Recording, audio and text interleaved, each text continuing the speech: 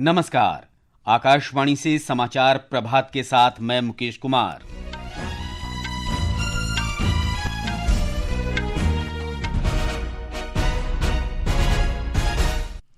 प्रधानमंत्री नरेंद्र मोदी ने भाजपा मुख्यालय में पार्टी के नवनियुक्त राष्ट्रीय पदाधिकारियों से वार्ता की। वंदे मातरम के सम्मान और संरक्षण के संबंध में प्रस्ताव पारित। सरकार ने टेलीविजन चैनलों के लिए 12 मिनट की विज्ञापन सीमा समाप्त करने की अधिसूचना जारी की। विशाखापट्टनम में ब्रिक्स खेल मंत्रियों की बैठक आज। ब्रिटेन के सांसदों का संयुक्त राष्ट्र से पाकिस्तान के कब्जे वाले जम्मू कश्मीर में पाकिस्तानी सेना द्वारा निर्दोष लोगों की हत्या मामले में हस्तक्षेप का आह्वान। बंगाल की खाड़ी में मालवाहक जहाज डूबा, चालक दल के 24 सदस्य थे सवार। भारतीय तटरक्षक बल और नौसेना ने बचाव अभियान शुरू किया। और भारत की मानसी लाठर ने स्लोवाकिया में अंडर-20 विश्व कुश्ती चैंपियनशिप में रजत पदक जीता। तन्वी और कोमल को कांस्य पदक। प्रधानमंत्री नरेंद्र मोदी ने कल नई दिल्ली में भारतीय जनता पार्टी मुख्यालय में पार्टी के नवनियुक्त राष्ट्रीय पदाधिकारियों के साथ बैठक की। श्री मोदी ने कहा कि संगठनात्मक बैठकें नए विचार और दृष्टिकोण पर आधारित होती हैं। हमारी संवाददाता ने बताया है कि इनका उद्देश्य पार्टी को मजबूत करना और लोगों के साथ जुड़ाव को बढ़ाना है। एक सोशल मीडिया पोस्ट में नितिन नबीन ने कहा कि भाजपा ने वंदे मातरम की ऐतिहासिक विरासत के सम्मान और संरक्षण के संबंध में एक प्रस्ताव पारित किया, जिसमें पार्टी ने कांग्रेस कार्य समिति द्वारा 19 अगस्त को कांग्रेस कार्यक्रमों में वंदे मातरम के गायन को केवल पहले 2 पैरा तक सीमित करने वाली वर्ष 1937 के प्रस्ताव को पुनः लागू किए जाने के निर्णय की कड़ी निंदा की। पार्टी ने राष्ट्रीय गीत के रूप में संपूर्ण वंदे मातरम के सम्मान, गरिमा, विरासत और राष्ट्रीय महत्व को बनाए रखने का संकल्प लिया। श्री नबीन ने कहा कि पार्टी भाजपा कार्यकर्ताओं के माध्यम से एक राष्ट्रव्यापी अभियान चलाएगी। इसमें वंदे मातरम के इतिहास, राष्ट्रीय महत्व और गौरवशाली विरासत को देश के कोने कोने तक पहुंचाया जाएगा। आनंद और प्रिया के साथ सौम्या शरण, आकाशवाणी समाचार, दिल्ली। सरकार ने टेलीविजन चैनलों के लिए 12 मिनट की विज्ञापन अवधि की सीमा हटाने की अधिसूचना जारी कर दी है। ये निर्णय राजपत्र में केबल टेलीविजन नेटवर्क नियम 1994 में संशोधन की अधिसूचना के साथ प्रभावी हो गया है। एक रिपोर्ट। सूचना और प्रसारण मंत्रालय ने इससे पहले कहा था कि टीवी प्रसारण क्षेत्र में हुए बदलावों को देखते हुए विज्ञापन अवधि से संबंधित प्रावधानों पर पुनर्विचार करना आवश्यक था। बयान में कहा गया कि भारत में ये क्षेत्र विज्ञापन पर अत्यधिक निर्भर है, चाहे चैनल पेड हो या फ्री टू एयर। मंत्रालय का मानना है कि टेलीविजन उद्योग और डिजिटल मीडिया के बीच पर्याप्त प्रतिस्पर्धा है। टेलीविजन के लिए विज्ञापन अवधि सीमा 2006 में केबल टेलीविजन नेटवर्क नियम 1994 के तहत लागू की गई थी। तब से लेकर आज तक टेलीविजन प्रसारण क्षेत्र में महत्वपूर्ण बदलाव हुए हैं। उस समय टीवी चैनलों को प्रसारित करने के मुख्य माध्यम केबल टीवी की प्रसारण क्षमता सीमित थी और उपभोक्ताओं के पास बहुत कम विकल्प थे। केबल टीवी क्षेत्र के डिजिटलीकरण के बाद डीटीएच, HIST और IPTV सहित सभी प्लेटफॉर्म अब डिजिटल हैं। सकलेन की रिपोर्ट के साथ समाचार कक्ष से जागृति शर्मा। विदेश मंत्री सुब्रमण्यम जयशंकर रूस की 2 दिन की यात्रा पर आज रवाना होंगे। विदेश मंत्री व्यापार, आर्थिक, वैज्ञानिक, तकनीकी और सांस्कृतिक सहयोग पर भारत रूस अंतर सरकारी आयोग के 27वें सत्र की सह अध्यक्षता करेंगे। डॉक्टर सुब्रमण्यम रूस के विदेश मंत्री सर्गेई लावरोव से भेंट के दौरान क्षेत्रीय तथा वैश्विक मुद्दों पर विचार विमर्श करेंगे। रक्षा मंत्री राजनाथ सिंह आज कोलकाता में garden reach ship builders and engineers limited और यंत्र इंडिया लिमिटेड की 5 इकाइयों के भूमि पूजन समारोह में शामिल होंगे। शिलान्यास समारोह के बाद लघु और मध्यम उद्यमों के साथ एक संवाद सत्र भी आयोजित किया जाएगा। इसके बाद रक्षा मंत्री का युवा भारती क्रीड़ांगन में ईस्ट बंगाल FC और मोहन बागान सुपर जायंट्स के बीच डूरंड कप का फाइनल मैच देखने का भी कार्यक्रम है। रक्षा मंत्री ने कहा है कि अहिंसा और शांति भारत की संस्कृति का अभिन्न अंग है और किसी को भी अहिंसा के इन मूल्यों को इसकी कमजोरी समझने की गलती नहीं करनी चाहिए। श्री सिंह ने नई दिल्ली में एक कार्यक्रम में कहा कि देश की सुरक्षा, संप्रभुता और सम्मान की रक्षा करना सरकार की सर्वोपरि कर्तव्य है।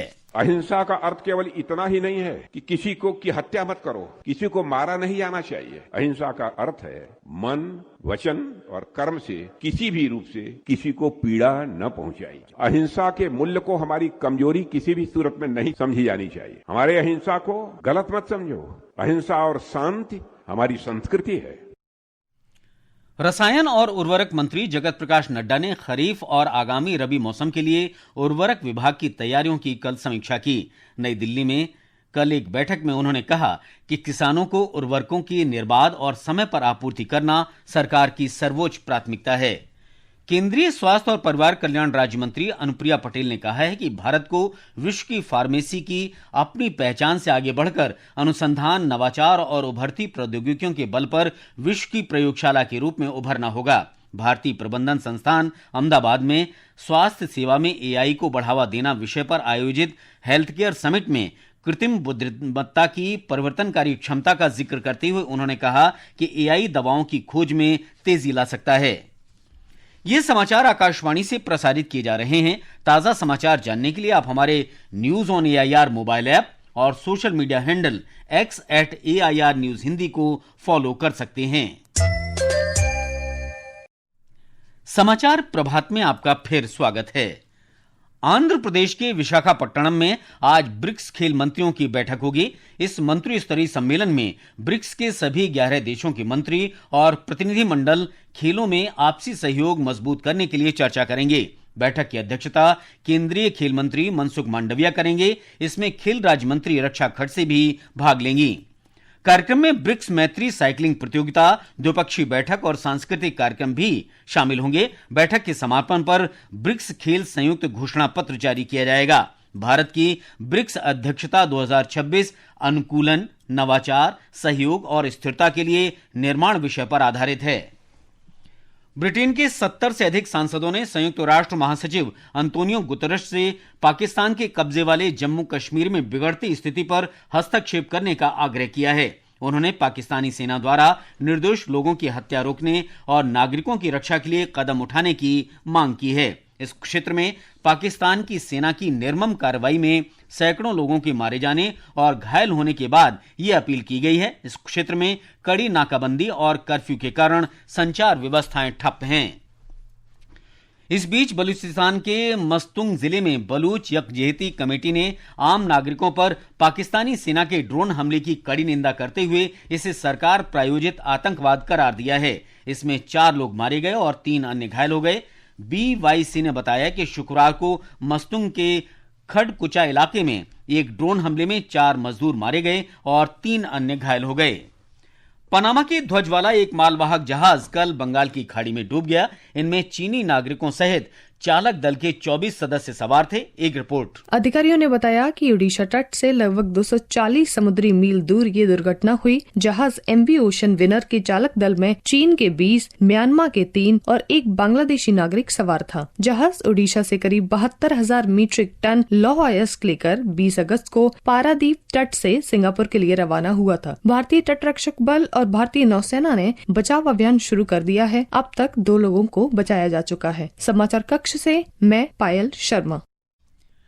भारतीय वायुसेना ने हाल ही में 2 अंतर्राष्ट्रीय सैन्य अभ्यासों में सफलतापूर्वक भाग लिया है। इनमें ऑस्ट्रेलिया में पिच ब्लैक 2026 और मलेशिया में उदार शक्ति 2026 अभ्यास शामिल हैं। एक रिपोर्ट। रक्षा मंत्रालय ने कहा है कि 2 देशों के बीच इन अभ्यासों से भारतीय वायुसेना ने परिचालन क्षमता, उन्नत सामरिक समन्वय और हिंद प्रशांत क्षेत्र में रणनीतिक रक्षा साझेदारी और मजबूत करने की प्रतिबद्धता व्यक्त की है। मंत्रालय ने कहा है कि रॉयल ऑस्ट्रेलियन वायुसेना द्वारा आयोजित अभ्यास पिच ब्लैक के दौरान भारतीय वायुसेना ने अपने अग्रिम पंक्ति के राफेल विमानों के साथ 20 से अधिक भागीदारी देशों की वायुसेनाओं के साथ मिलकर अभ्यास किया। उधर मलेशिया में आयोजित सैन्य अभ्यास उदार शक्ति के दौरान भारतीय वायुसेना के चालक दल ने रॉयल मलेशियन वायुसेना के साथ मिलकर उच्च तीव्रता वाले लड़ाकू मिशन और संयुक्त सामरिक युद्ध अभ्यास किए। आरजू और प्रिया की रिपोर्ट के साथ समाचार कक्ष से विकास नापा।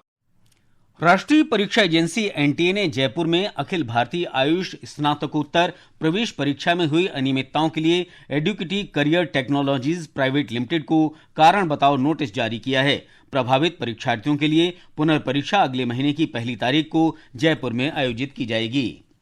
स्लोवाकिया में आयोजित अंडर 20 विश्व कुश्ती चैंपियनशिप में भारतीय महिला पहलवानों ने 3 पदक और जीत लिए हैं। मानसी लाठर ने रजत पदक और तन्वी गुंदेश, मखदूम और कोमल ने कांस्य पदक हासिल किए।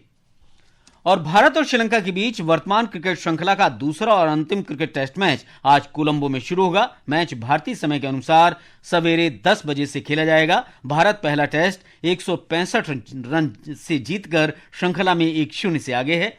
और अन्य खेल खबरों के साथ हैं मुकेश कुमार बल। भुवनेश्वर के कलिंगा स्टेडियम में कल विश्व एथलेटिक्स रजत स्तरीय प्रतियोगिता में भारत के रोहित यादव ने भाला फेंक और मुरली श्रीशंकर ने लंबी कूद स्पर्धाओं में जीत हासिल की। रोहित ने अपने छठे और अंतिम प्रयास में 87.68 मीटर का व्यक्तिगत सर्वश्रेष्ठ प्रदर्शन करते हुए खिताब अपने नाम किया। पुरुषों की लंबी कूद स्पर्धा में मुरली श्रीशंकर ने 8.07 मीटर की छलांग लगाकर पहला स्थान हासिल किया। महिलाओं की लंबी कूद में एनसी सोजान पहले, शैली सिंह दूसरे जबकि मुबस्सिना मोहम्मद तीसरे स्थान पर रहीं। नाइजीरिया के चुकवू एबुका एनेक्वेची ने पुरुषों के शॉटपुट का खिताब जीता जबकि इटली के जैन वियर दूसरे स्थान पर रहे। इसके अलावा खेल मंत्रालय ने अगले महीने से जापान में शुरू होने वाले एशियाई खेलों के लिए 492 सदस्यीय दल को मंजूरी दे दी है। इस बार एथलेटिक्स के सर्वाधिक 73 प्रतिभागियों को शामिल किया गया है।